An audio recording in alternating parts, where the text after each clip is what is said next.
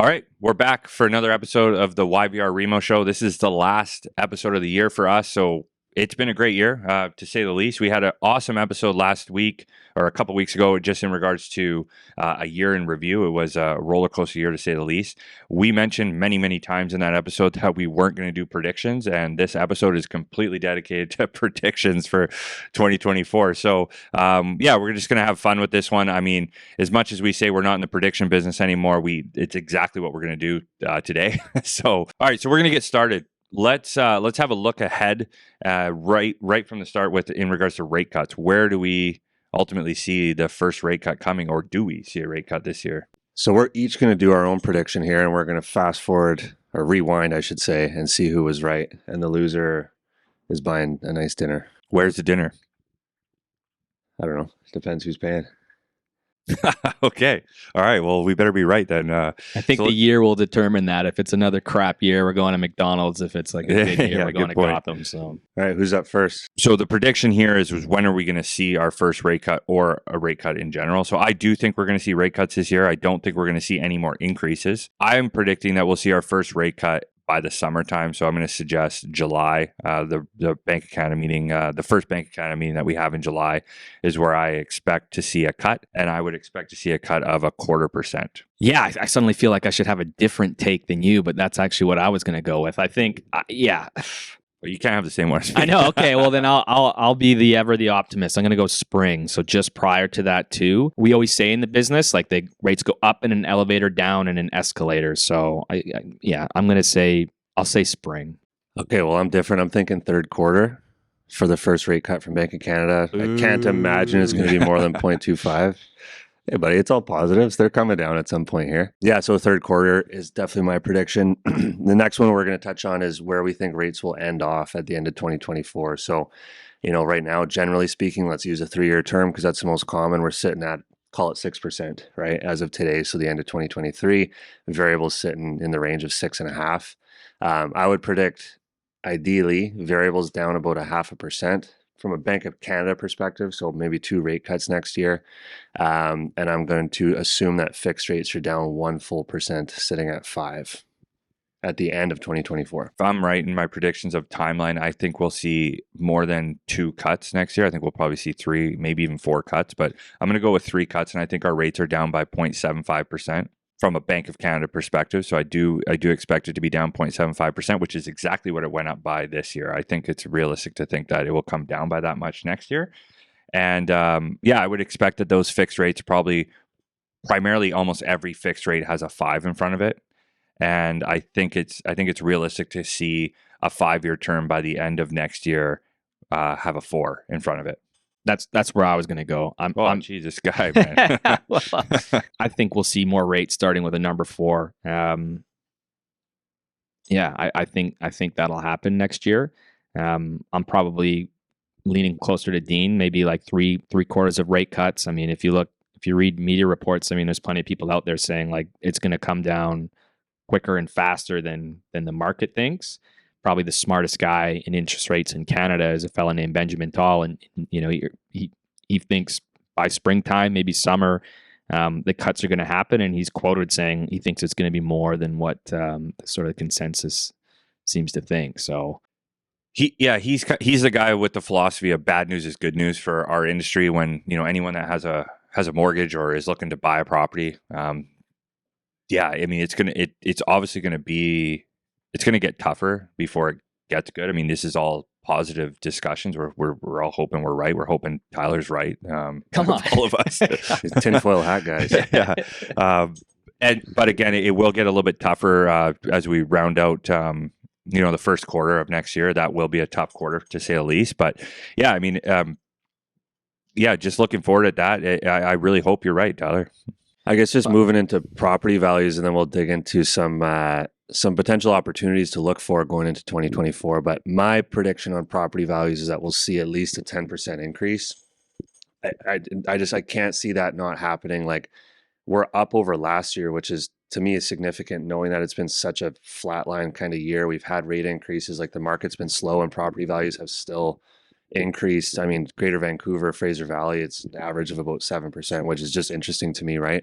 I think when we get some real true positivity that's consistent, I think we're going to have a massive rush of buyers, which is going to create the subject free offer piece, which just drives values up, right? So I'm predicting at least a 10% increase next year, which is, yeah. Awesome. Ideal. I'm going to hold you to that. It's a prediction. Yeah, right. No, I would agree with that. I think it's important to point out that when we talk about evaluation and where we were last year to this year and what we're expecting, going forward for 2024, it's very specific to our market here in the Fraser Valley and Vancouver. The rest of the country is probably not going to see that type of an increase. And in fact, the rest of the country has actually been down for 2023. So, yeah, I mean, moving on, do you have anything to add to that, Tyler? Not really. I mean, just on to the point about values, I think the number 4 has a pretty big psychological barrier for people, and we saw that the spring of 2023. I think as soon as you see multiple rates starting with a number 4, that's going to create a ton of activity. And further to that, I think once we see the first rate cut, that's going to bring a lot of people in, because as much as you hear from realtors and people in the business, you can never time the market. Everyone's going to try and time the market. It just usually you always want to, like, quote unquote, buy at the right time. So I think as soon as we see a cut, and that's why I think the Bank of Canada governors have been so, like, the people that are speaking to the media, they're still talking tough, even though all economic data is saying things are slowing. They're still talking tough, but I think they know that they can't really go much higher. And they just don't want to be the one that says, yeah, we're sufficiently high enough and the next move is a cut. You're not going to hear them say that until they do that, because they know once they do that, markets are going to rip. So that's financial markets as well. I think it'll be a sluggish start to the year. I think spring's going to be busy as always, but as soon as we get that first cut in summer, like, maybe look at the back half of next year to really pop, and values will run with it. That's a good point, because once you do see that pivot and we are going down, values can skyrocket really quickly. So it's a great point. And we saw that again in 2023 when we had that pivot. We thought we was pause, boom, subject free offers, things went bonkers. So definitely realistic I think it's very realistic to expect some increase in value, especially towards the end of next year, if our predictions are correct on when these rate drops are going to come. So let's look forward to some of these opportunities here in 2024. And I'll start off with if your mortgage is coming up for renewal in the next 12 months, certainly shop, and work with a mortgage broker, to say the least. Don't just get your offer from your lender and just go with that. Certainly work with a broker, and better yet, get in touch with us here at Thrive Mortgage. We'd be happy to help you with that. We have a great. We developed a really fantastic tool for clients that have a mortgage coming up for renewal. It's the ultimate guide to a mortgage renewal and preparing yourself for that. So certainly reach out to us if you'd like a copy of that guide. It's a very in-depth guide that I'm sure will help you. And that is certainly an opportunity and certainly some strategy involved, especially going into this year, especially going into the first quarter or second quarter of this year. If your mortgage is coming up for renewal, you're probably going to be looking at some pretty significant payment shock, and there are some really good strategies to mitigate that. And so, I couldn't really say much more than that. It's you need to reach out, you need to prepare, and we got all the tools to help you with that. Yeah, I would say opportunities. If you're sitting in a variable rate, I would say hold on a little bit longer. The expectation is no more rate hikes, and if our predictions are correct. Or even if the market's predictions are correct, rate relief should be coming around the corner. So what you want to avoid, if you just can't take it, because what you can almost certainly do right now is lock into a rate that's cheaper than what your variable rate is. You still might be locking in on the high side, but I would say sort of hold on. And if you can't really hold on, maybe look at some alternative products. If the only option you feel like is sell, get in touch with us. If you've built some good equity in your property, there could be some options to kind of relieve some of those payment pains. We have a couple products that we like to work with where you're going to get your payments capped, and it'll get you through the next 3 months, 6 months, 9 months. Because as we saw last spring, as soon as rate relief comes, there's a lot of demand out there.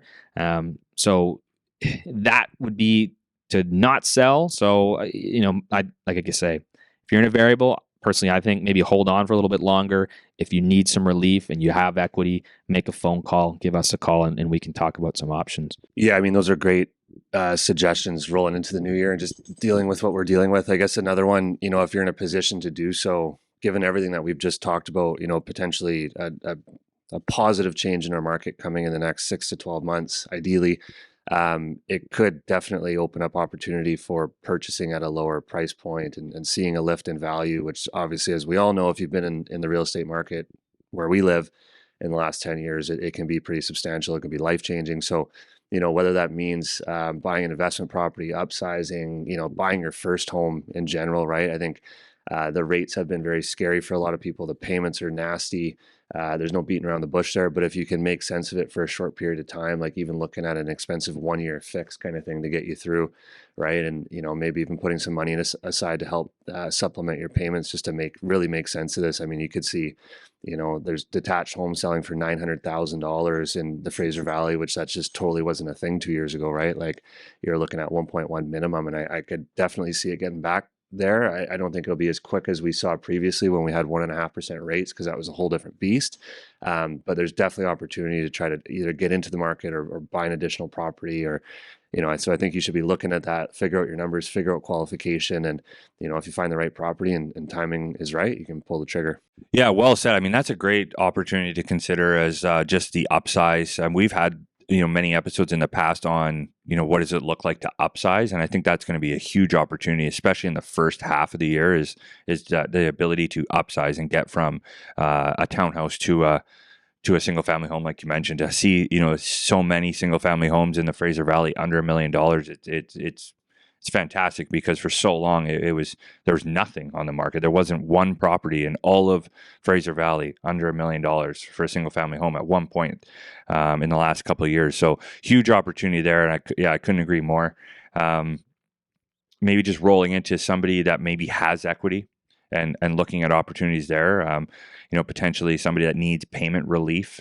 There could be an opportunity there where, again, this is going, as much as we have positive outlook with rates coming down potentially this year, it's still going to be a tough year. The rates are still going to be high for anyone that's, has payment shock or has issues with other payments or job loss. I mean, job loss could be something that occurs this year, or just reduction in compensation in whatever you're doing.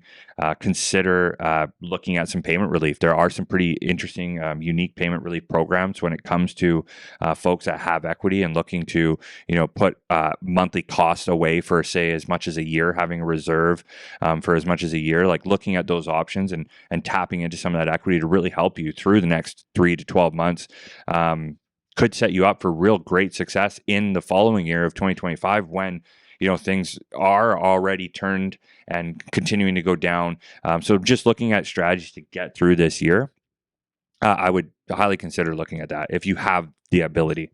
On the equity piece, if you are somebody who's looking to retire, or if you're a parent, you have parents that are looking to retire, they don't really want to move. They're scared of high rates. They're scared of payments. They're maybe scared of their renewal.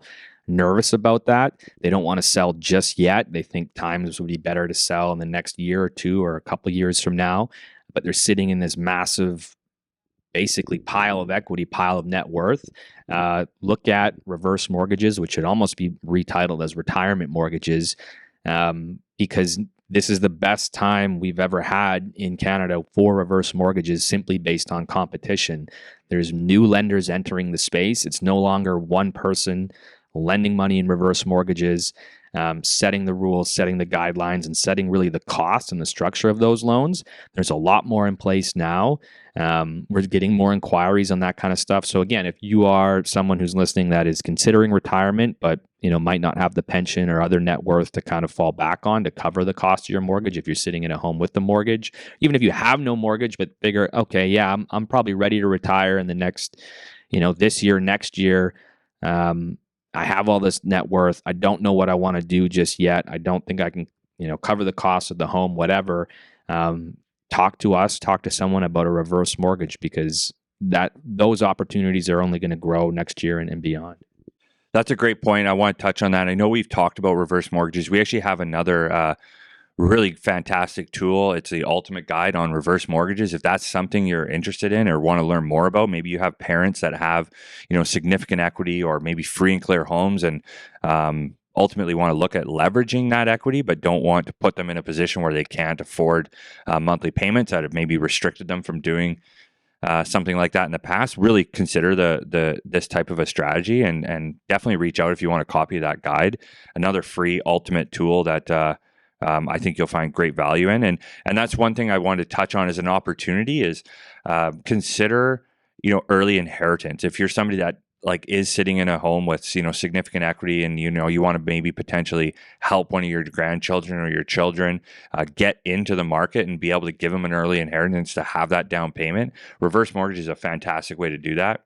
And it's a trend that we've actually seen pick up quite significantly, and for really good reason. Like if I was just somebody in that position, I would love to be able to see my little ones, or my I guess not little ones at that point of their life, but I would love to be able to see my family enjoy that inheritance and actually get to see them in the home, and actually Dad, if you're listening.